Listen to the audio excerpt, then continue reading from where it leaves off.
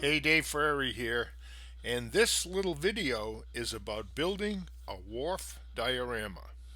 We're going to build a diorama that looks like the wharf that I built for the seaport display. So you can follow along and follow these steps, and I'll show you what to do along the way. So take a minute and read the list through, and then we'll start by gathering together the materials we'll need.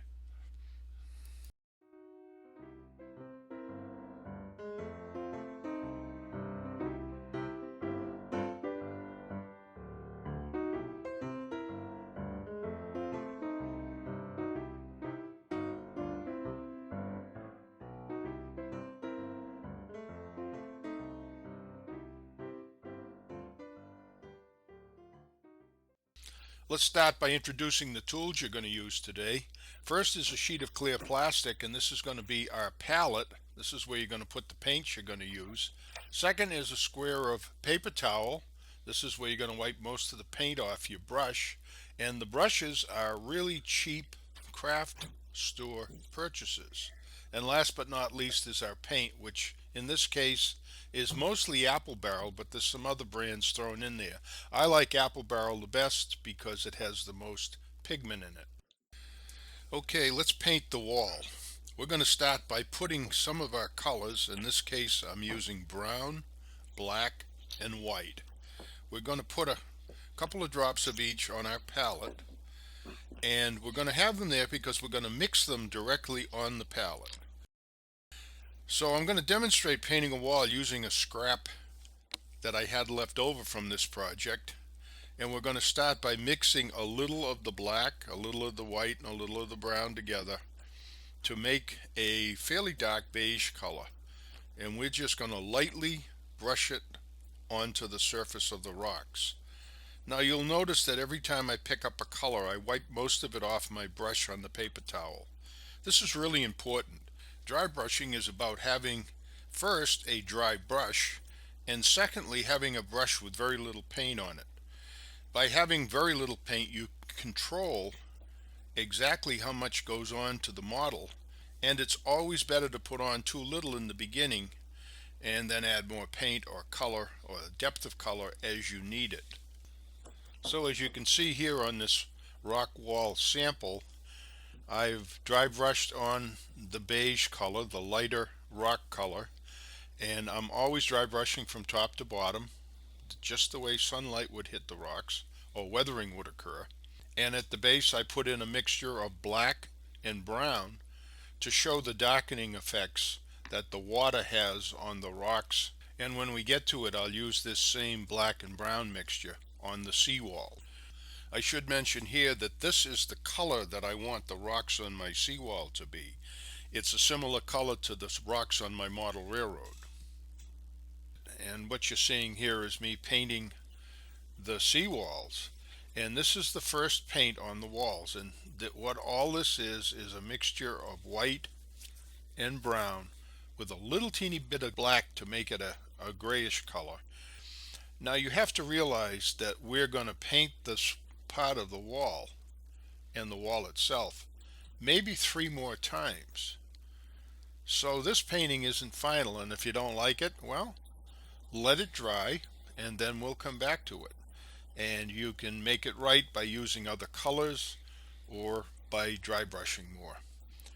So what I'm doing now, I've taken a little bit of white now that I've colored the walls, and I'm just kind of dragging it on to look like areas where first that the getting a lot of weathering, and second where the seagulls have been sitting. And here I'm putting in the effects of the water at the base of the wall by using a little bit of brown and a little bit of black. Now the second phase of coloring, or round 2 as I call it, is to go in and define the colors a little more strongly. And in this case, I'm using some brown and some white with a little bit of green to bring out more of the texture of the rocks. The paint mixture has a lot of white in it this time. I want to lighten up the rocks so that they look like, or something like, the pictures that I showed you previously here. Now I'm mixing together some brown, some white, and some of the green. And the green color, I should mention, is just a medium green. And what I'm doing, I'm making a dark brownish green, and I'm putting it in at the water line. Moving on, I've mixed some white and some brown together, mostly white, and I'm going back and I'm just touching the tops of everything to give it a seagull look, or a lighter look on the tops of the pilings, the tops of the stones. And now I'm dry brushing the individual boards and dry brushing the pilings a little to bring out the wood grain in them. I hope by now you're getting the idea that we're just going to keep going around and dry brushing, recoloring, until you get a look that pleases you. And that's what this is all about. You may find that you get it in round one. It may take round two, and it may even take a round three. But just remember to make sure that you use a dry brush when you're dry brushing, and that the paint on the model is dry when you start in on round two or round three. So here we are at round three, and you may or may not need to get to round three, but all round three is a way to go around your model and check to see if any additional coloring is needed, and then go ahead and do it. And you can see on this demo piece that I'm doing here that I've really exaggerated the dry brushing, and I've done it so that the dry brushing would show up really bright on camera. But I don't expect your dry brushing to look like this. This looks like frosting on a cake. The next step in our sequence is painting the water. And I know some of you have seen me do this before, or you've seen me demonstrate it on my website, but I'm going to use four colors for the water base. Now you have to remember, we're going to paint the base, then we're going to put Mod Podge over the base. So here's what we have. We have white and black, cerulean blue, and a medium green. The green's not too important as long as it's not too bright a green. The next step is to take our little display and mix with the brush on the palette the blue, the black, a touch of green, and just daub it onto the base. What we're looking for here is a blue-black base with a touch of green here and there. When we get up into the shallower areas, we'll add a little touch of white to show a little bit of current activity. One thing I should mention while you're painting your base is that not all cerulean blues are the same. If you go to buy some in the craft store, you may see three different intensities of blue or more. So I don't know what to tell you. Cerulean blue supposedly is a standardized color, but be careful in the craft store, and I don't know how to tell you to pick the right color. What I would look for would be the darkest of the blues. If there's a bunch of cerulean blues available, look for the darker ones.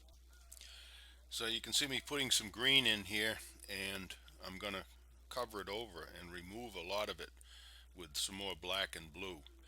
Don't be afraid to add a little texture to this paint, because when it dries, it'll dry a little bit bumpy, and it'll help the Mod Podge have some water-like texture.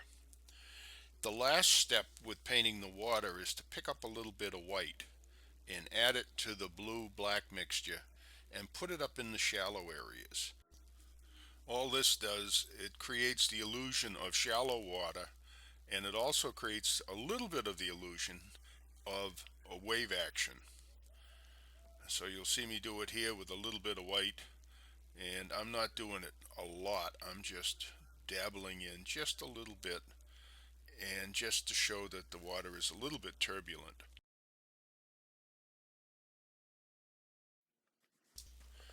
Here's how I make the seaweed that I use on my modules and displays.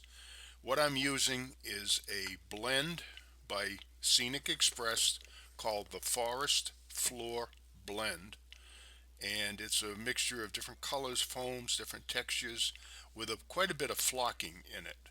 and I like it just because of the variety. So what I'm doing in a cup, I put some of the foam. Now I'm only using a little here because it's just for demonstration. And I'm adding a little glue. And I want to mix it around. I want to have enough glue mixed with the foam so that it sticks together. And you can see here it's not together yet. So I add a little more glue. Now you can add a few drops of water to this too. And I'm adding a little more glue and just enough so it holds together. You don't want it too wet because it'll take overnight for it to dry. So you just want it enough glue to hold it all together. Now one way to apply it is just put some on your fingers and push it into place. This is a nice way to do it, and you get some control, although if your fingers are big and fat like mine, you lose some of that control. The other way is to get a popsicle stick or a piece of strip wood. This way you can use the popsicle stick like a trowel and actually shape the seaweed. So here's our seaweed in place, and it's dry. What I've done, I've taken some of the brown, like you see in the background, and I've mixed it with a little bit of green. And all I'm doing is just dry brushing the tips of the seaweed plants as they hang on the rocks. Now, the intensity, it can be as green or as brown as you want it.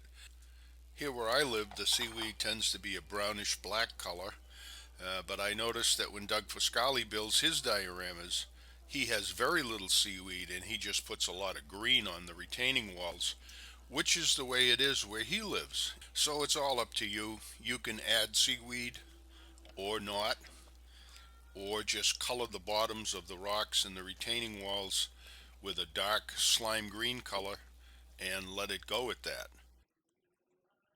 We've painted the top of the wharf, and now I'm going to add some texture to it.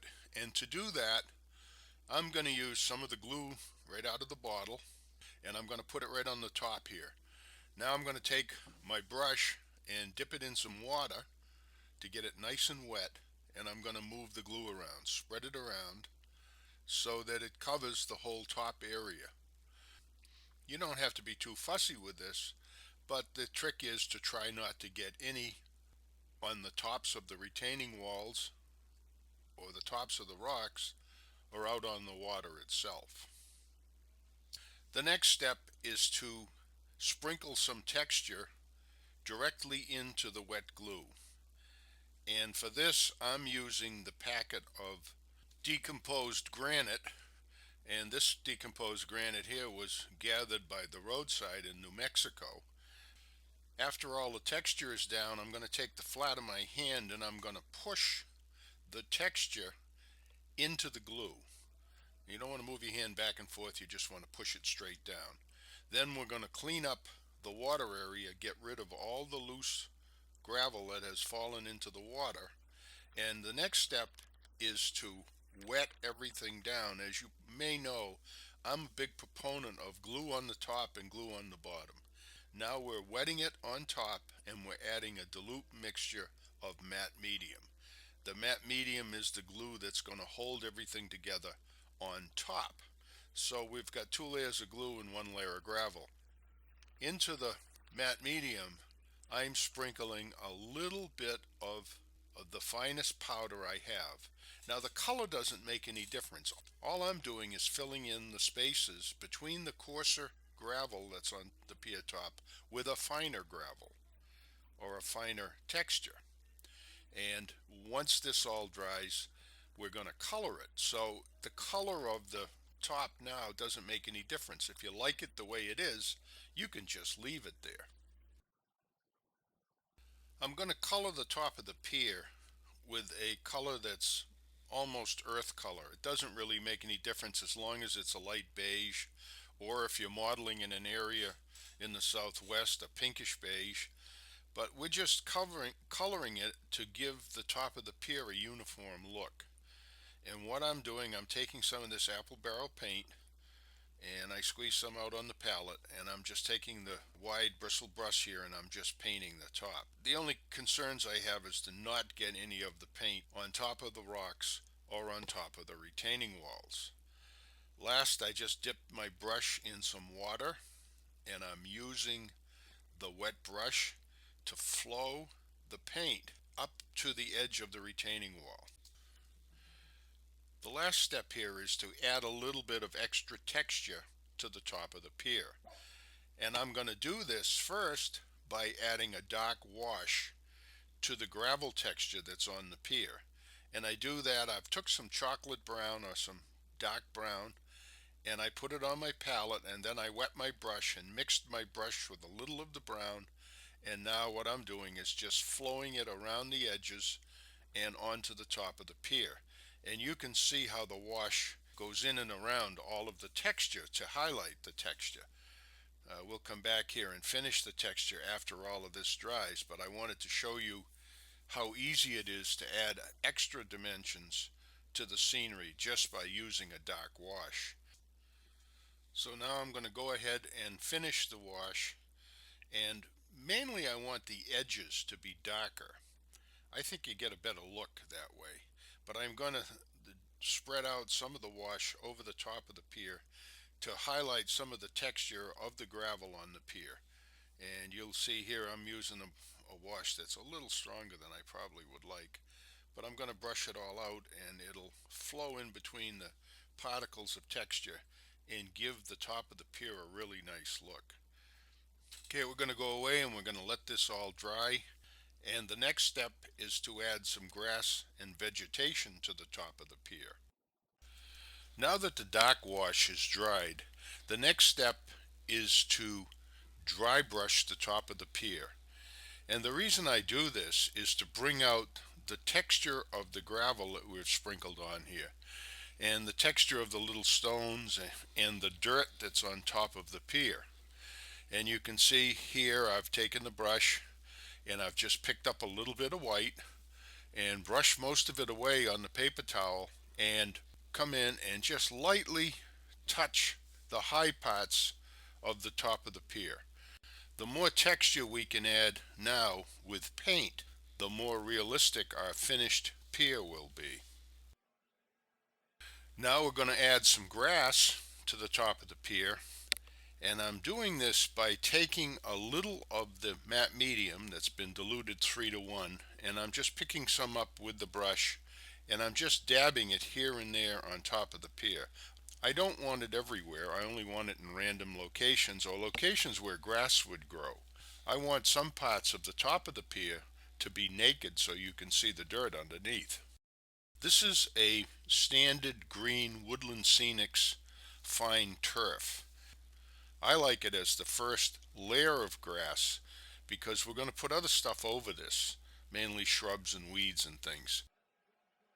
And this is a Scenic Express medium turf, and what I'm doing here is just stacking it on top of the grass. And the grass is still wet, the matte medium underneath is still wet, but I'm not using that as an adhesive. When I have enough of the coarse foam on top of the pier to my liking, then I'm going to take some of the wet water, sprinkle it onto the coarse foam, and then add an eyedropper full of matte medium on each little pile. You don't need a lot and you don't want it running all over the place. A few drops is enough. And now we're going to add some sill floor weeds and shrubs. And what we're going to do with this, we're going to make tall grass and weeds. And the way to use this is to tear it apart with your fingers, and you'll find that in the backing of it there are long filaments, and all you want to do is pull out those filaments so that they're not sticking out like wild hair all over your display. And you can see I've taken some of the yellow glue, I've tipped over my little cup, I've put a drop of glue on top of it, and I'm using that as a palette so I can set a piece of grass into the glue and then push it into the model. One of the things you ought to be aware of is this grass tends to want to spring back. The backing is made from Kevlar, so it's tough stuff and it's very, very springy, and it wants to retain its original shape. So after you put your weeds in place, go back around with your finger and kind of push them all back into the pier again. Now we let the weeds dry a little bit. The next step is applying the Mod Podge and finishing the water. Now we're going to move on to the last step in our project, and that's adding the Mod Podge Water. The Mod Podge, if you haven't seen me demonstrate it before, Mod Podge is a gloss medium. It has a nice consistency like that of loose mayonnaise, and you can put it on and it stays where you put it. Mod Podge is available in most craft stores, and a 16-ounce container like the one you see here will last probably the life of most model railroad projects. I should mention that Mod Podge dries clear, it has a high gloss finish, and it also has a little bit of soft surface texture like that of wind blowing across the top of a pond. There's just a little bit of undulation. And like a lot of these acrylic products, with Mod Podge, the more layers you put on, the better your water will look. So let's start with the application. The first thing I'm going to tell you about Mod Podge is you do not brush it on. You dab it on. And if you see what I'm doing here, I'm putting some Mod Podge on the brush, and then I'm laying the brush sideways on the model, and I'm just patting on the Mod Podge. And I'm doing this because I don't want to incorporate bubbles into the surface of the Mod Podge. One of the biggest complaints of people using acrylics for water is that the water has kind of a frosted look. That's because it's full of bubbles. And by applying the Mod Podge this way on the side of the brush and just dabbing it on, you eliminate 99% of the bubbles. If you have a few bubbles, like you can see here in the Seaweed at the base there, you go back later with a Q-tip and you just pop the bubbles. And that's all there is to it. And with Mod Podge, the more you add, the better your water will be. So this is the initial coat. I'm going to put this on, as you see here. I'm going to allow it to dry overnight, and then I'm going to come back tomorrow and put on another layer. And then the next day I'll put on another layer, and so on. And some projects I've put on up to 10 layers of Mod Podge, and the more you put on, the better it'll look. And you'll get to a point where it'll look beautiful. It'll have depth, and it'll look just like water. Here's the way my little display looked just after 2 coats of Mod Podge. Don't forget, if you want more scenery building information, you can go to my book, How to Build Realistic Model Railroad Scenery, and it's available on my website at www.mrscenery.com.